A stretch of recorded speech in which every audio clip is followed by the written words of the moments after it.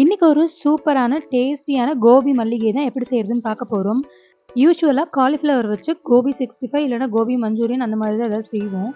இன்னைக்கு கொஞ்சம் டிஃப்ரெண்ட்டா கோபி மல்லிகை செய்யலாம்.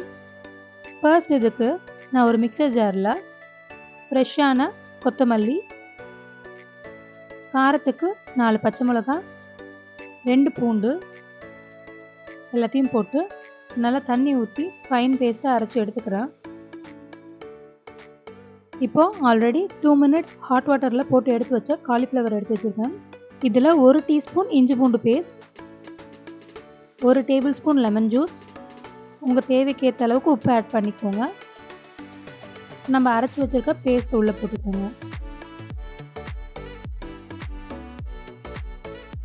2 டேபிள் ஸ்பூன் கடலை மாவு, கூடவே 2 டேபிள் ஸ்பூன் கார்ன்ஃப்ளவர் மாவு, 2 டேபிள் ஸ்பூன் அரிசி மாவு. இது 3த்தையும் சம அளவு ஆட் பண்ணிக்கோங்க. நீங்கள் குவான்டிட்டி அதிகமாக செய்கிற மாதிரி இருந்தால் இன்னும் கொஞ்சம் எல்லாத்தையும் எக்ஸ்ட்ரா ஆட் பண்ணிக்கோங்க. பட் 3மே சேம் ரேஷியோவில் இருந்தால் ஓகே தான். இப்போ இது எல்லாத்தையுமே நல்லா மிக்ஸ் பண்ணிக்கோங்க.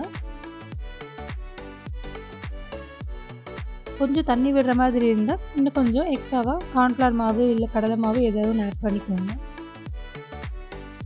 இப்போ மிக்ஸ் பண்ணதை ஒரு 5 மினிட்ஸ் மூடி போட்டு ஓரமாக வச்சிடலாம். 5 மினிட்ஸ்க்கு அப்புறம் நல்ல சூடான எண்ணெயில் நம்ம ஆல்ரெடி ரெடி பண்ணி வச்சுருந்த காலிஃப்ளவர் எடுத்து போட்டு நல்லா பொரிச்சு எடுத்தோம்னா சூப்பரான கோபி மல்லிகை ரெடி ஆகிடும். நல்ல கமகமன்னு இருக்குங்க, பயங்கர டேஸ்ட்டாக இருக்கும்.